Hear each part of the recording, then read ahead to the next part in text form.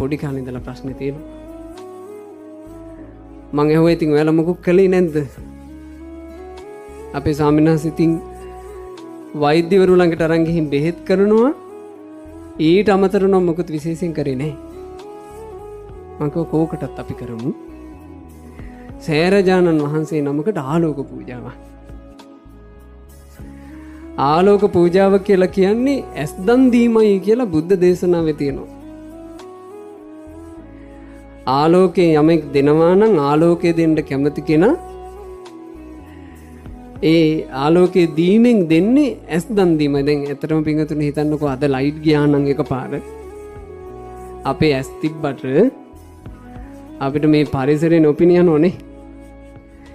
එතකොට මේ ආලෝකයෙන් තමයි අපට ඇස් ලැබිලා තියෙන්නේ නේ. මං කව ලෝකයට ආලෝකය ලබා දුන්නේ අපේ බුදුරජාණන් වහන්සේනේ. ඒ බුදුරජාණන් වහන්සේගේ ධාතු සෑයකට අපි දූගේ නමින් ආලෝක පූජාවක් කරමු.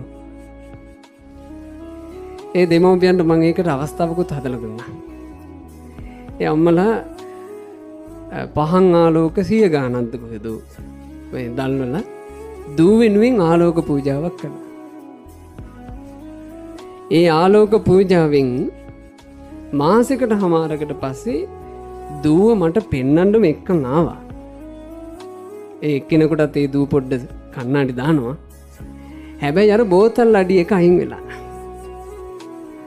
ඊට වඩා චුට්ටක් තුනීකමින් අඩු යම් පමණකට හොඳ ඇස් පෙනීමක් යට ලැබෙනවා. මම ඒ දෙමව්පියන්ට අවස්ථාවක් හදලා දුන්නා.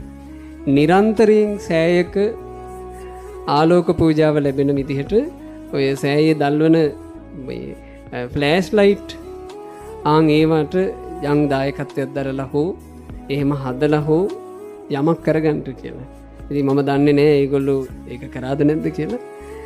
නමුත් හරි පුදුමයි දාණයෙන් අපට ලැබෙන සැනසෙල්ල. ඔයාලට හෝ ඔයාලගේ පවුලේ කාට හෝ පින්වතුනි තියෙනවා නම්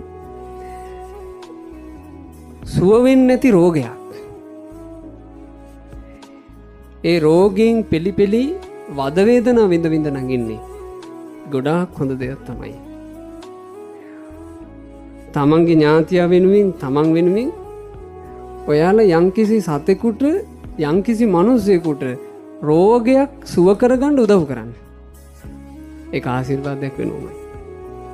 දානය කියලා කියන්නේ ජීවිතයේ සැනසෙල්ලක එක කොටසක්. බෝසත්තුරු බුදුවරු ඒ නිසා දානේ වර්ණනා කළා. හැම කල්හිම